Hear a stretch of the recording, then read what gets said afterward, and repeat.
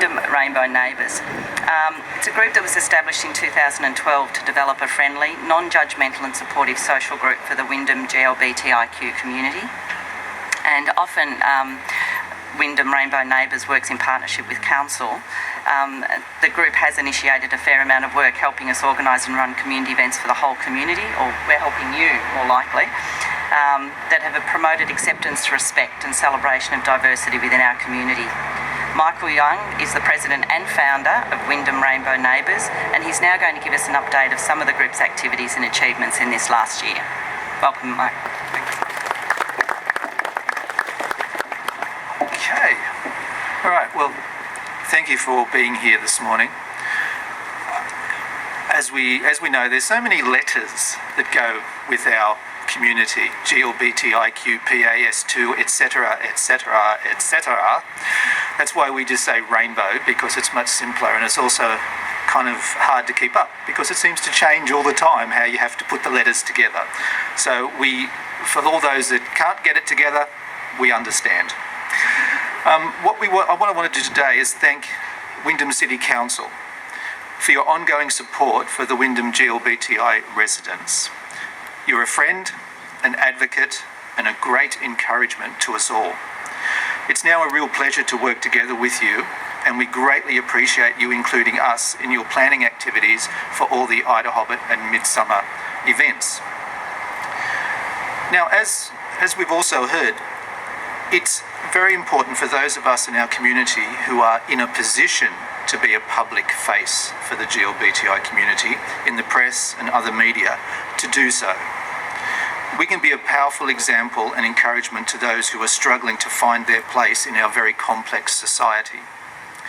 And I try to practice what I preach. So I've recently been photographed to promote both the Midsummer and IDAHoBIT events in the local paper, but it's not easy to do even for me, as my own internalised and irrational fear of what might happen to me always fights back.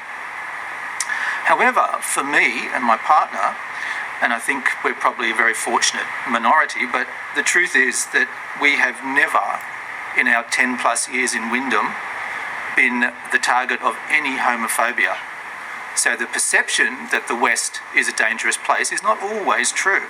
However, sadly, there are very, very many who have experienced that throughout our country. So as well as the press, my partner and I, and our two fur kids, of course, Merlin and Millie, decided to be photographed for the All You Need Is Love project. Yes, I have things to show. Show and tell. The All You Need Is Love project and the exhibition for marriage equality at the Incinerator Gallery as part of Mooney Pond's Midsummer events. We're also included in a filmed documentary that was shown throughout that exhibition. And, excitingly, that particular documentary was also shown recently at the Melbourne Queer Film Festival, and it's being shown again this Friday night at the St Kilda Film Festival. So these faces are getting out there, so we can't avoid it. So it's definitely been a busy year for us. So to the coming year, our regular event, Queer Cards, is held the last Saturday of every month at a hotel in Williamstown.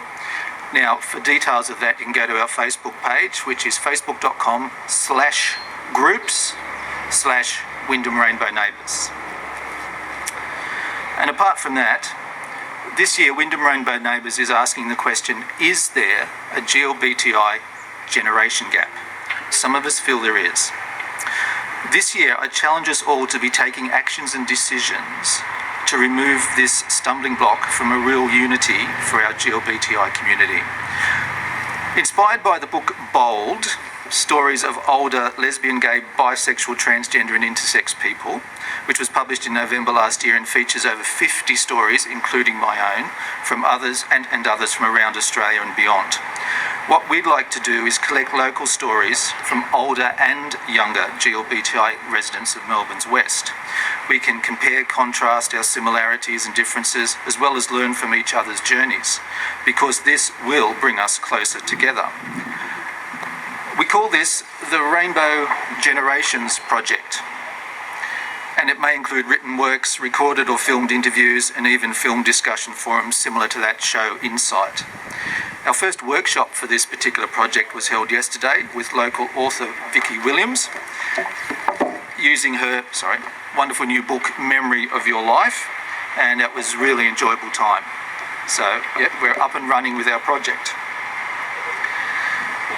It's also a tragedy when people's lives and their stories die with them, and we need to record as many of those stories as we possibly can.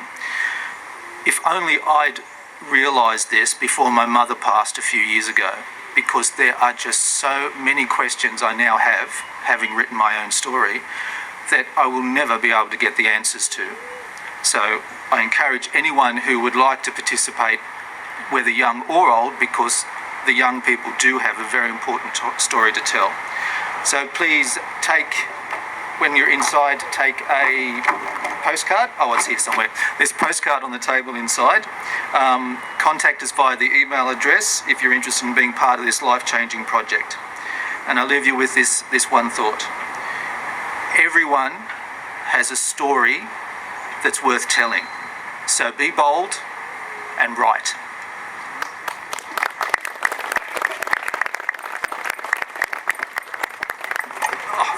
That's right, let me get on my jump. Get out of the way. Thank you. Thank you, Michael. And all of our speakers will be staying around for at least morning tea, and if not, also for the workshop. So I'm sure if you'd like to talk to Michael further about any of those projects, he'd be happy to talk to you about them. Thank you once again.